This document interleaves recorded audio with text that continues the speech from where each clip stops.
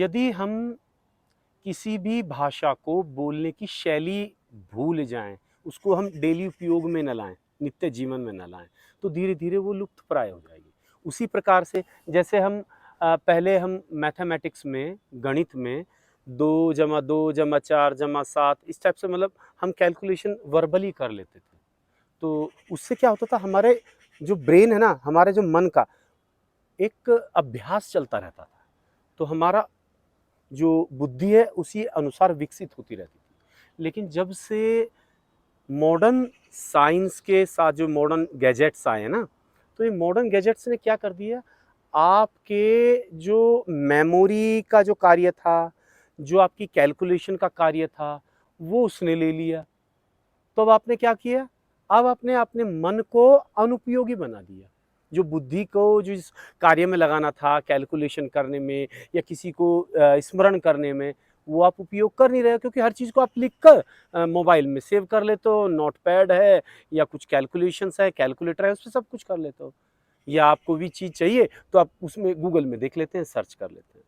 तो अर्थात हो क्या रहा है कि आप अपने ब्रेन का अर्थात अपनी बुद्धि का उपयोग नहीं कर रहे हैं। तो हमारी जो गुरुकुल परंपरा थी ना, उसमें सबसे मुख्य बात थी कि आप अपनी बुद्धि को कैसे उपयोग में करें। आपने सुना होगा वैदिक गणित, उसमें कैलकुलेशंस बड़ी फास्ट करते हैं।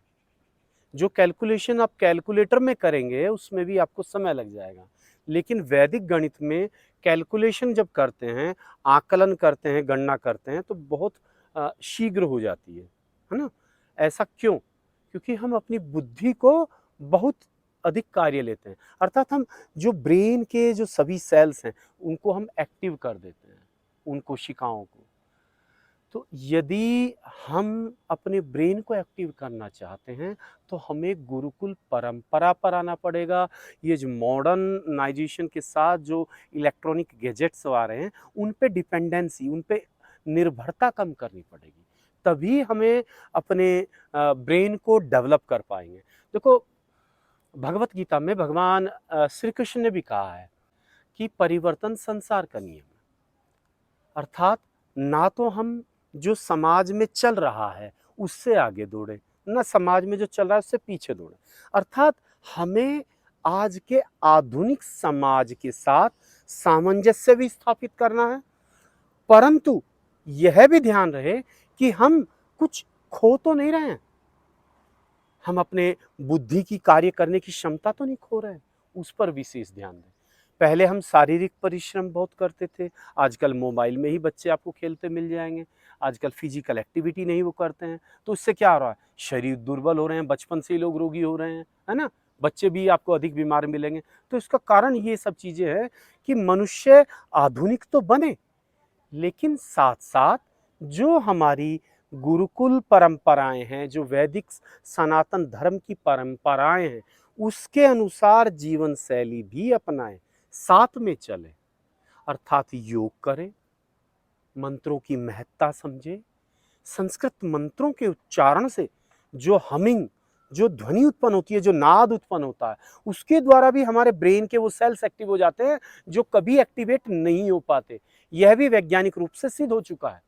तो अर्थात हम ऐसी-ऐसी चीज़ें हैं, हमारा जो सनातन धर्म है ना, वो वैज्ञानिक रूप से, पूर्ण रूप से खरा है, जिसको हम प्रूव कर सकते हैं। बहुत ऐसी चीज़ें हैं जिनको हम उठाते हैं, तो हम पाते हैं कि ये तो हमारे वैदिक ग्रंथों में, हमारे पुराणों में पहले ही बता दी गई हैं, लेकिन आज वैज्ञानिक सिद्धांतों से उसको दोबारा से वो सिद्ध कर रहे हैं। ऐसे ही आयुर्वेद की चीज़ें हैं, तो बहुत चीज़ें हैं। तो इन चीज़ों को यदि हम अपने जीवन में इस प्रकार से करें कि आधुनिकता भी करें और साथ-साथ अपनी जो रूट है, जहाँ हमारी जड़ है, मूल है, उसको भी ना छोड़ें, तो अवश्य ही आप एक बहुत ही सफल व्यक्ति बन पाएँगे, जिसमें एक आधुनिकता भी होगी और पूर्ण रूप से आपकी बुद्धि ऐसी विकसित होगी कि आप किसी भी तरह के जो इलेक्ट्रॉनिक गैजेट्स हैं, उन पे डिपेंड नहीं होंगे, उन पे निर्भर नहीं होंगे। और आप एक विलक्षण प्रतिभा के धनी होंगे।